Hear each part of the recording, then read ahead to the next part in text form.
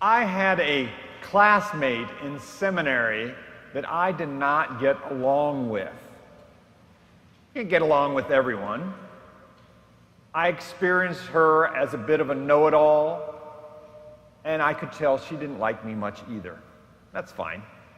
It wasn't hate or anything like that, but just sometimes you don't connect with certain people. In seminary, from time to time, we would break into groups and work on certain class projects. And one time, she and I found ourselves, we were in the same group. And in the middle of this gathering, she said something insightful. I mean, really insightful. As a matter of fact, it was something that I needed to hear.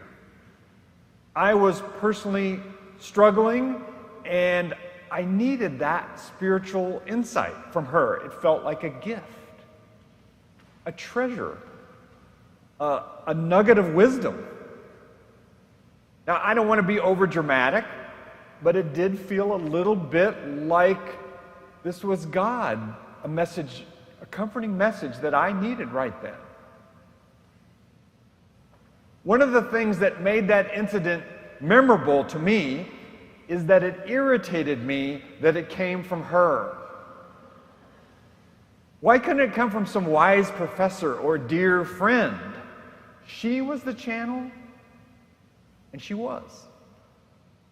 One of those moments that taught me a lesson that you don't know where grace might come from. You might not even like the vehicle or the channel. You have to be ready for some surprising and unexpected ways that grace might come to us.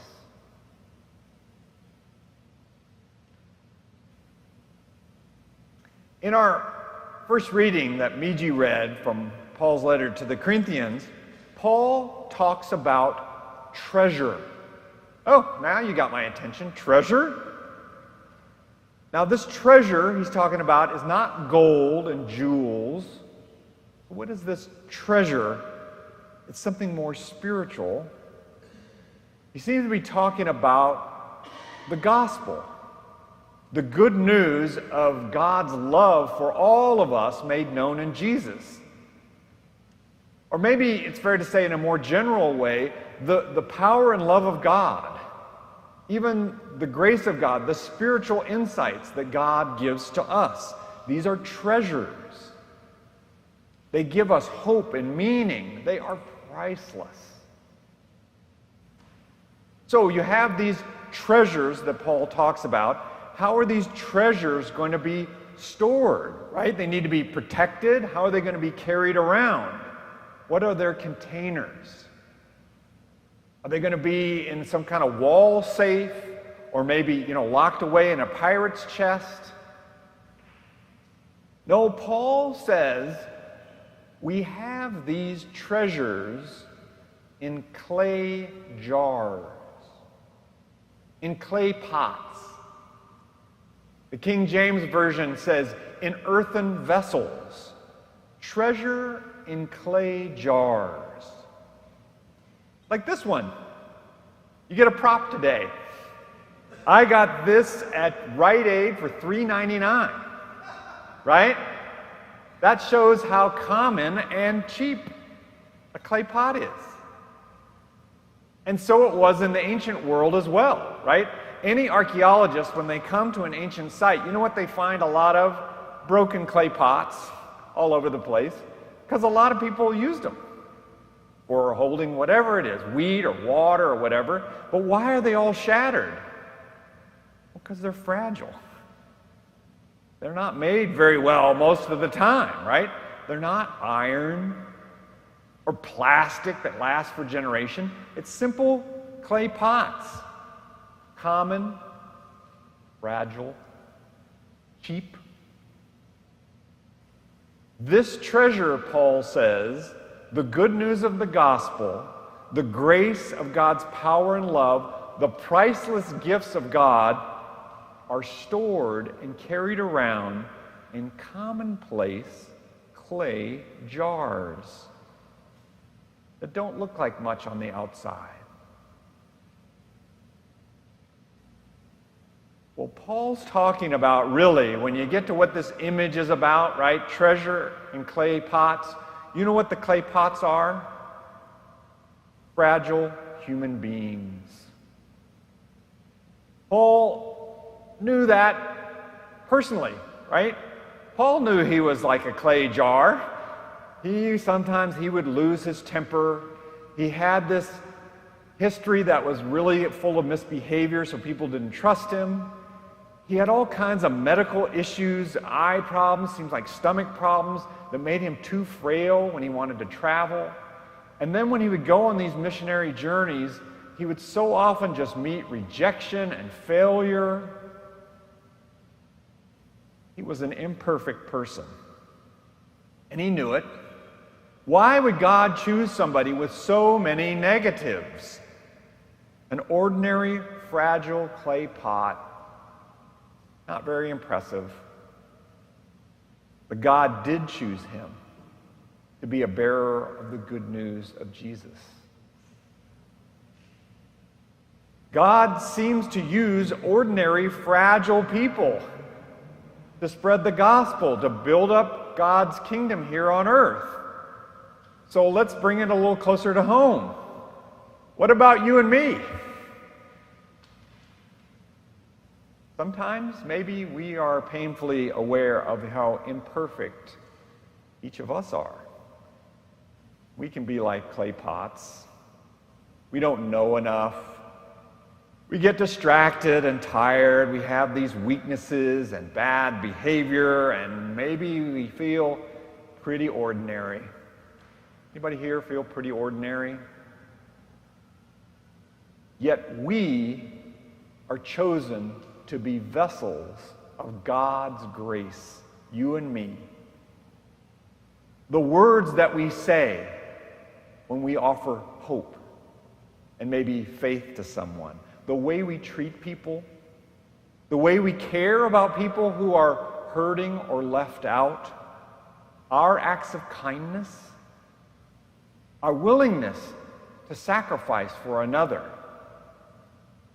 our trying to be open to follow the teachings of Jesus, all these are ways for the Spirit of God to work through us. God's message is contained in each one of us here. Every one of us here, you carry around the presence of the Holy Spirit. But I'm imperfect. I don't know that I can be that kind of container, calm and fragile. I am a clay pot. Can you feel the responsibility that you and I are to be a channel of God to communicate the priceless message of the love of God? We can even move past the individual. Oh my gosh, individual, we feel like clay pots. Let's talk about the greater community, the church.